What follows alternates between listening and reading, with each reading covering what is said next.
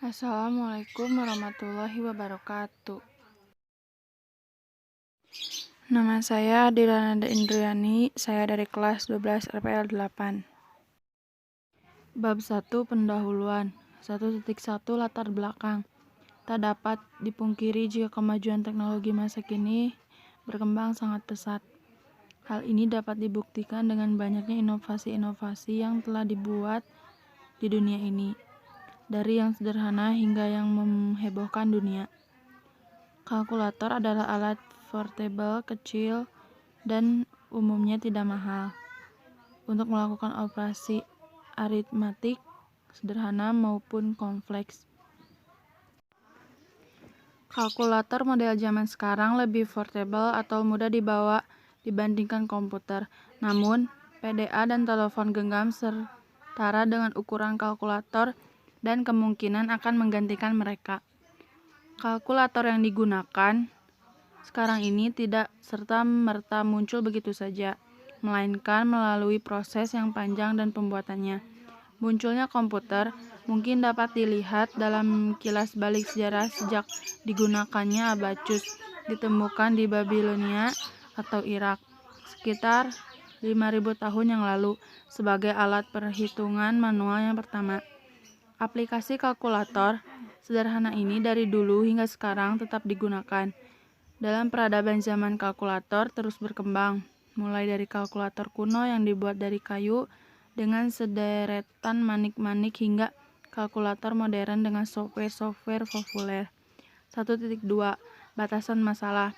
Penulis membatasi masalah mengenai pembuatan aplikasi kalkulator untuk perhitungan sederhana dari inputan angka yang diinput oleh pengguna kalkulator. 1.3 Rumusan masalah. 1.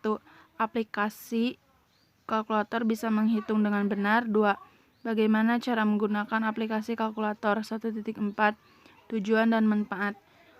Tujuan pembuatan aplikasi kalkulator adalah untuk mempermudah pengguna menghitung dengan cepat dan waktu yang sangat singkat. Manfaat pembuatan aplikasi kalkulator. 1. Mempercepat proses perhitungan. 2. Mempermudah menghitung dengan benar. 1.5 Sasaran. Pelajar, mahasiswa, pegawai, masyarakat. Bab 2 Permasalahan umum. 2.1 Analisis masalah. Adalah kajian untuk mengetahui penyebab timbulnya masalah yang ada di aplikasi kalkulator tersebut. Berdasarkan dengan pengertian analisis masalah yang dapat disimpulkan adalah 1. Bagaimana cara menghitung dengan cepat. 2. Bagaimana cara pengguna menggunakan aplikasi kalkulator. 2.2 Solusi. 1. Dibuatnya aplikasi kalkulator. 2. Melakukan perhitungan sederhana atau lanjutan dengan aplikasi kalkulator di ponsel. Bab 3 Perancangan dan pelaksanaan. 3.1 Biaya proyek. 1. Belanja bahan. Konsumsi dalam pembuatan 20 kali 30 kali 1 orang, 1 paket 100.000. Kuota yang diperlukan 2 paket 56.000, token listrik 1 bulan 50.000. 2. Belanja perjalanan lainnya, transport, pengumpulan bahan orang kali 150, jumlah 256.000. 3.2 Jadwal proyek. 1.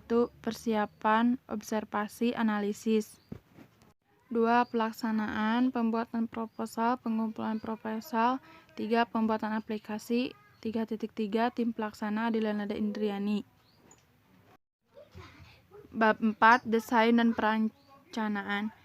4.1 Pengumpulan data. Dalam tahap ini akan dilakukan pengumpulan data. Sumber data yang dikumpulkan dapat diklarifikasi sebagai berikut.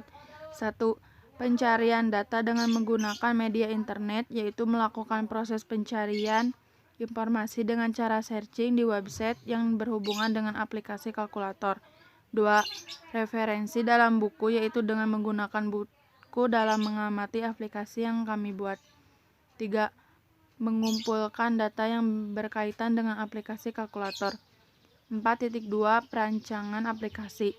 Memiliki kebutuhan yang bertujuan untuk mengurangi risiko sistem gagal dikembangkan. Kegagalan pengembangan sistem umumnya terjadi karena sistem tidak memenuhi kebutuhan pengguna atau sistem tidak sesuai dengan proses bisnis yang berjalan. Studi kelayakan perlu pengembangan fungsi produk yang diharapkan untuk berjalan, kelompok pengguna, lingkungan pengoperasian, serta lingkungan pengguna yang akan menggunakan sistem aplikasi. Pengguna yang menggunakan sistem ini terdiri dari pengguna kalkulator. 1. Admin, aktivitasnya yang mengelola sebuah aplikasi kalkulator. 2. User, hanya tinggal menggunakan aplikasi kalkulator dengan benar. 4.3 Perancangan database, yaitu admin dan user. Admin membuat aplikasi kalkulator dan mengelolanya. Kalkulator digunakan oleh user. Lalu aplikasi kalkulator bisa berguna untuk pelajar, mahasiswa, pegawai, dan masyarakat. 4.4 Perancangan user interface. User interface adalah tampilan rancangan aplikasi yang akan saya buat. Bab 5 penutup. 5.1 Pesan kesan. Aplikasi kalkulator yang saya buat ini semoga bermanfaat untuk semua orang yang menggunakannya, dan semoga saya bisa meningkatkan aplikasinya lagi. Aplikasi ini sangat mudah untuk digunakan. 5.2 Saran atau kritik. Tentunya saya menyadari dalam pembuatan aplikasi ini masih banyak kesalahan dan jauh dari kata sempurna. Sekian pembuatan proposal aplikasi kalkulator saya. Wassalamualaikum warahmatullahi wabarakatuh.